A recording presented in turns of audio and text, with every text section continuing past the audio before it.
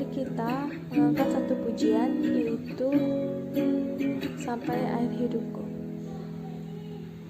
Bapa, Engkau mengasihiku lebih dari siapapun. Engkau tahu ceritaku dan isi hatiku. Tak peduli masa lalu, Engkau tetap memilihku. Sebabkanku sempurnakan jadi rancangan indah. Kini aku percaya tiada yang mustahil bagimu. Kuasamu kuatkanku, dasarku berharap.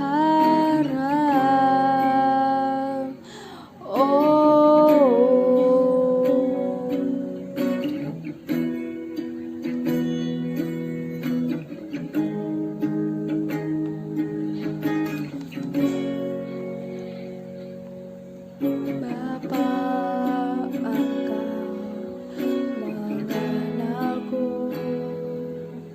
lebih dari siapapun. Engkau tahu ceritaku dan isi hatiku.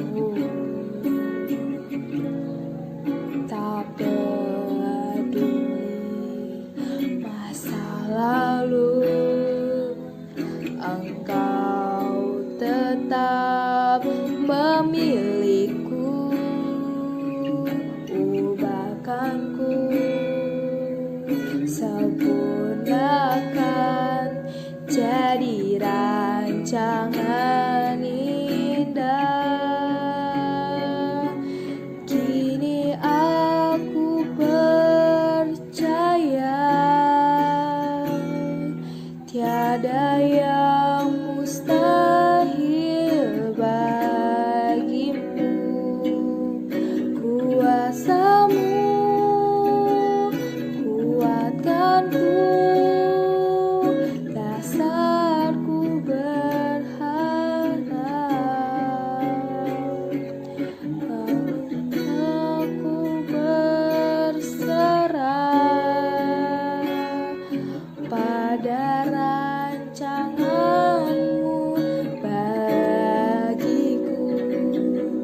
Ku ikuti panggilanmu, ku kan setia sampai akhir hidupku.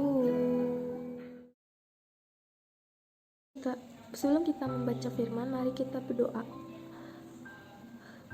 Ya Tuhan, terima kasih Engkau telah memberkati kami dari kami tidur sampai kami bisa bangun pada pagi hari ini, Tuhan. Terima kasih atas berkat dan serta-Mu sehingga kami bisa menyembah-Mu di sini pada hari ini. Ya Tuhan, kami rindu mendengar firman-Mu dan merenungkan sabda-Mu. Maka dari itu, kami meminta pertolongan-Mu agar kami mengerti apa yang kami baca dan apa yang kami renungkan, ya Tuhan, supaya hidup kami sungguh menjadi saksi atas kasih dan karunia-Mu, ya Tuhan.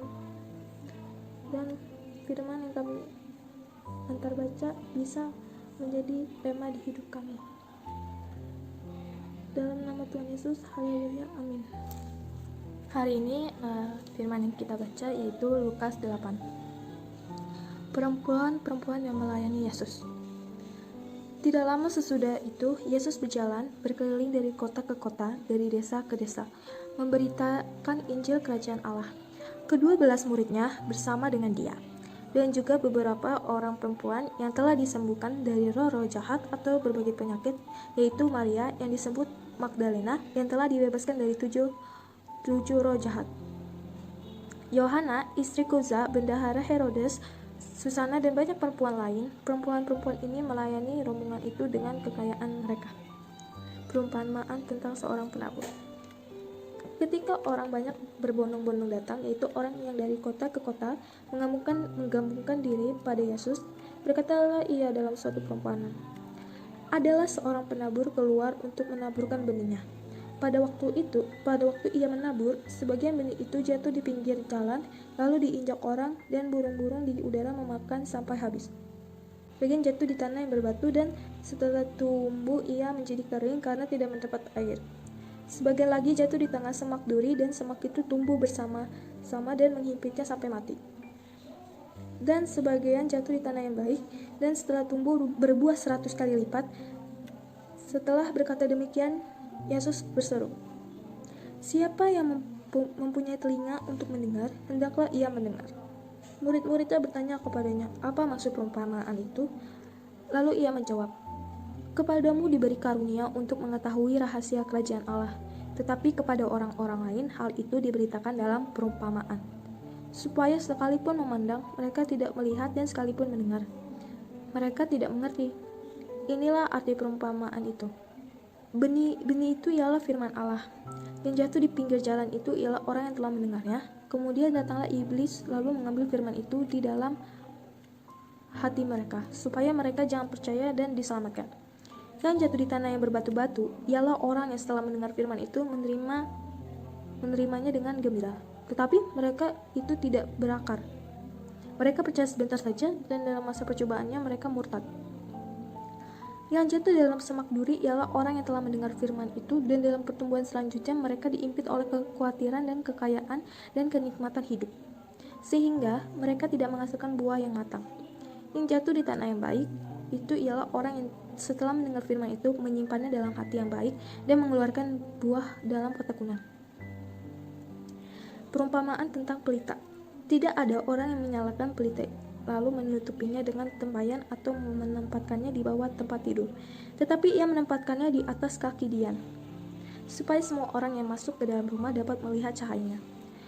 Sebab tidak ada sesuatu yang bersembunyi yang tidak akan dinyatakan, dan tidak ada sesuatu yang rahasia yang tidak akan diketahui dan diumumkan. Karena itu perhatikanlah cara kamu mendengar, karena siapa yang mempunyainya, kepadanya akan diberi, tetapi siapa yang tidak mempunyai, daripadanya akan diambil juga apa yang ia anggap ada padanya. Yesus dan sanak saudaranya. Ibu dan saudara-saudara Yesus datang kepadanya, tetapi mereka tidak dapat mencapai dia karena orang banyak. Orang memberitahukan kepadanya, "Ibumu dan saudara-saudaramu ada di luar dan ingin bertemu dengan engkau." Tetapi ia menjawab mereka, "Ibuku dan saudara-saudaraku ialah mereka yang mendengarkan firman Allah dan melakukannya." Angin ribut diredakan. Pada suatu hari, Yesus naik ke dalam perahu bersama dengan murid-muridnya, dan ia berkata kepada mereka, "Marilah kita bertolak ke seberang danau." Lalu bertolaklah mereka. Dan ketika mereka sedang berlayar, Yesus tertidur. Sekonyong-konyong turunlah taufan ke danau, sehingga perahu itu kemasukan air dan mereka berada dalam bahaya. Maka datanglah murid-muridnya membangunkan dia. Kan tanya, "Guru, guru, kita binasa." Dia pun bangun, lalu menghadik angin dan air yang mengamuk itu. Dan angin dan air itu pun reda, dan danau itu menjadi teduh. Lalu katanya kepada mereka, "Di manakah percayaanmu?" Maka takutlah mereka dan heran. Lalu berkata seorang pada yang lain, "Siapa gerangan orang ini, sehingga ia memberi perintah kepada angin dan air, dan mereka taat kepadanya?" Yesus mengusir roh jahat dari orang Gerasa. Lalu mendaratlah Yesus dan murid-muridnya di tanah orang Gerasa yang terletak di seberang Galilea. Setelah Yesus naik ke darat, datanglah seorang laki-laki dari kota itu menemui dia. Orang itu dirasuki oleh setan-setan, dan sudah lama ia tidak berpakaian dan tidak tinggal dalam rumah, tetapi dalam pekuburan. Ketika ia melihat Yesus, ia berteriak lalu tersungkur di hadapannya dan berkata dengan suara keras, "Apa urusanmu dengan aku? Hai Yesus, Anak Allah yang Maha Tinggi, aku memohon kepadamu supaya engkau jangan menyiksa aku." Ia berkata demikian sebab Yesus memerintahkan roh jahat itu keluar dari orang itu. Karena sering roh itu menyeret-nyeret dia, maka untuk menjaganya ia dirantai dan dibelenggu dan tetapi ia memutuskan segala pengikat itu dan ia dihalau oleh setan itu ke tempat-tempat yang sunyi. Dan Yesus bertanya kepadanya, "Siapakah namamu?" Jawab Legion. Karena ia kerasukan banyak setan, lalu setan-setan itu memohon kepada Yesus supaya ia jangan memberitakan mereka masuk di dalam jurang maut. Adalah di sana sejumlah besar babi sedang mencari makan di lereng gunung. Lalu setan-setan itu meminta kepada Yesus supaya ia memperkenalkan mereka memasuki babi-babi itu. Yesus mengabulkan permintaan mereka, lalu keluarlah setan-setan itu dari orang itu dan merasuki babi-babi itu. Terjun dari tepi di jurang ke dalam danau lalu mati lemas. Setelah penjaga-penjaga babi itu melihat apa yang telah terjadi, mereka lari lalu menceritakan hal itu di kota dan di kampung-kampung sekitarnya. Dan keluarlah orang-orang untuk melihat apa yang telah terjadi. Mereka datang kepada Yesus dan mereka menjumpai orang yang telah ditinggalkan setan-setan itu duduk di kaki Yesus. Dia telah berpakaian dan sudah waras, maka takutlah mereka. Orang-orang yang telah melihat sendiri hal itu memberitahukan kepada mereka, "Bagaimana orang yang dirasuk setan itu telah diselamatkan?" Lalu seluruh penduduk daerah Gerasa meminta kepada Yesus supaya ia meninggalkan mereka, sebab mereka sangat ketakutan. Maka naiklah ia ke dalam perahu lalu berlayar kembali. Dan orang yang telah ditinggalkan setan-setan itu meminta supaya ia diperkenankan menyertainya. Tetapi Yesus menyuruh dia pergi, katanya, "Pulanglah ke rumahmu, dan ceritakanlah segala sesuatu yang telah diperbuat Allah atasmu." Orang itu pun pergi mengelilingi seluruh kota, dan memberitakan segala apa yang telah diperbuat Yesus atas dirinya. Yesus membangkitkan anak Yairus dan menyembuhkan seorang perempuan yang sakit pendarahan. Ketika Yesus kembali, orang banyak menyambut dia sebab mereka semua menantikan dia. Maka datanglah seorang yang bernama Yairus. Ia adalah kepala rumah ibadat, sambil tersungkur di depan kaki Yesus. Ia memohon kepadanya supaya Yesus datang ke rumahnya, karena anak perempuan yang satu-satunya yang berumur kira-kira 12 tahun hampir mati dalam perjalanan ke situ. Yesus didesak orang banyak. Adalah seorang perempuan yang sudah 12 tahun menderita pendarahan dan yang tidak berhasil disembuhkan oleh siapapun. Ia maju mendekati Yesus dari belakang dan menjabah jubahnya. Dan seketika itu juga berhentilah pendarahannya. Lalu kata Yesus, "Siapa yang menjamah aku?" Dan karena itu tidak ada yang mengakuinya, berkatalah Petrus, "Guru, orang yang banyak mengerumuni dan mendesak engkau." Tapi Yesus berkata, "Ada seorang yang menjamah aku, sebab aku merasa ada kuasa keluar dari diriku." Ketika perempuan itu melihat bahwa perbuatannya itu ketahuan, ia datang dengan gemetar, tersungkur di depannya dan menceritakan kepada orang banyak apa sebabnya ia menjamah dia dan bahwa ia seketika itu juga menjadi sembuh. Maka katanya kepada perempuan itu, "Hai anakku, imanmu telah menyelamatkan engkau, pergilah dengan selamat." Ketika Yesus masih berbicara, datanglah seorang dari keluarga kepala rumah ibadat itu dan berkata, "Anakmu sudah mati, jangan lagi engkau menyusahkan Guru." Tetapi Yesus mendengarnya dan berkata kepada Yairus, "Jangan takut, percaya saja, dan anakmu akan selamat." Setibanya di rumah Yairus, Yesus tidak diperbolehkan seorang pun ikut dalam dengan dia, kecuali Petrus, Yohanes, dan Yakobus, dan ayah anak itu serta ibunya. Semua orang menangis dan meratapi anak itu. Akan tetapi, Yesus berkata, "Jangan menangis, dia tidak mati, tapi tidur." Mereka mentertawakan dia, karena mereka tahu bahwa anak itu telah mati. Lalu Yesus memegang tangan anak itu dan berseru katanya, "Hai anak, bangunlah." Maka kembalilah roh anak itu dan seketika itu ia bangkit berdiri. Lalu Yesus menyuruh mereka memberi anak itu makan. Dan takjublah orang tua anak itu, tapi Yesus melarang mereka memberitahukan kepada siapapun juga apa yang terjadi itu. Setelah kita membaca firman tadi, mari kita berdoa. Ya Tuhan, pada pagi hari ini kami telah selesai membaca firman-Mu dan merenungkan firman-Mu. Biarlah firman-Mu ini tertanam di hati kami, sehingga kami tidak hanya merenungkan firman-Mu itu, tapi kami melakukan firman-Mu ini dalam kehidupan kami. Teruslah bimbing kami Tuhan dengan firman-Mu, supaya kami selalu ada di jalan-Mu ya Tuhan.